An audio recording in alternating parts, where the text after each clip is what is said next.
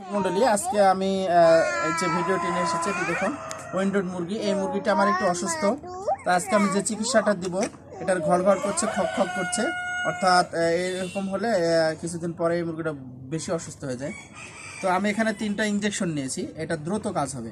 তো এটা দেখুন সেফটি এক্সাম গ্রুপের ইরাসেফ ভেট, এটা স্কোয়ার কোম্পানি, পপুলার কোম্পানির, তো আরও বিভিন্ন নামে আছে কিন্তু গ্রুপ নামটা সেফটি একজন। এই ইঞ্জেকশনটা নেবেন, অর্থাৎ এই যে এই বোতলটা।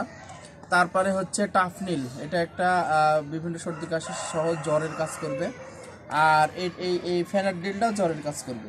তো আপনারা এই 3টা হাফ ml করে নিতে হবে, অর্থাৎ ইঞ্জেকশনে আপনারা দেখবেন 3টা হাফ ml করে মোটামুটি 1.5 ml ওষুধ এটাকে প্রয়োগ করলে ইনশাল্লাহ সুস্থ হবে। আমি একদিন দিয়েছি, অনেকটাই কমে গেছে, আর একদিন দিব, যদি না কমে আর একদিন, সর্বোচ্চ 3 দিন, তাহলে এর মধ্যে শেষ। এই যে খপ করে উঠলো, এটা ইনশাল্লাহ ভালো হয়ে যাবে।